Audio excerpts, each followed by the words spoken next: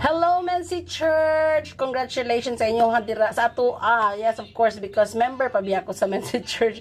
I'm so proud nga part ko sa kana nga church nga nagdako ko, no? Kung buta na to nga 50 na ang founding anniversary sa church, then 41 ako. So 9 years before ko ni gawas di sa kalibutan, ni butho di sa kalibutan, no? Ang naana ang Mensi Church, and I am so proud nga kana nga church dira ko na bansay, na bansay jud. I mean dira jud na train ang ako ang pagkakaroon, no, nga dili man ingon nga dasig kayo ko sa pag-alagad, pero nagpabilin og naningkamot naningkamot sa pag-alagad. Then kanang pinaka kuan jud nako nung nga di na ako malimtan, estudyante ko sa Sabbath School, akong maestra si Auntie Sosa, akong mama dayon kanang naay mga unsa pa dayon ipabuhat sa inyo, mutakas ko anak kay di ko ganahan.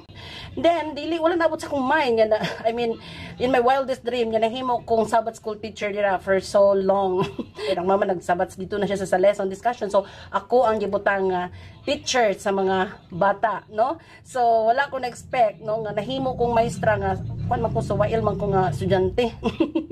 So ora na siya, no? Actually daghan pa kayo pero lahi na mutaas na po nitong video kay di jud ta magtapos, no, sa sadya nga nitabo sa akong kinabuhi dira nga diin gi matutuko. And I'm so happy, no, nga makita kong mga batanon bitaw nga gadako bitaw sa church, then nagpabilin gyapon hantud karon sa ilang pagkamadasigon, because that faith kanang na-build nga foundation nga naa sa inyo karon dira mo pabilin gyud na hantud sa imuhang pagkahamtong, no, sa pagkahamtong sa imuhang self hantud nga sa pag-alagad nato.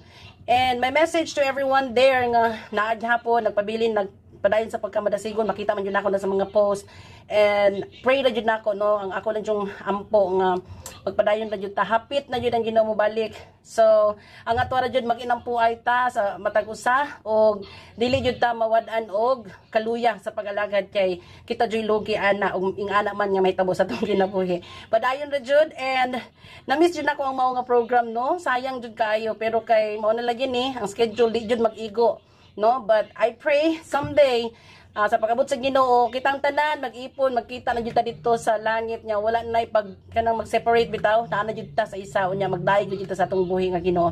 Salamat, and nagtanong ko sa video ganina kahilak ko, no, kay daghan gyud mga memories bitaw nga katong yun niya yung nga gipang sulat ni mamang as a church clerk for so long, si Mudra, no, nakita nako kung unsan jud siya ka madasigon. Then there's no reason for me and my siblings nga magluya sa pag-alagad, because I'm so excited to see my parents and loved ones nga ni una nga ni panaw na. So padayon na jud ta mga kaigsunan. God bless everyone, and enjoy this kind of celebration nga gihatag sa ato sa Ginoo.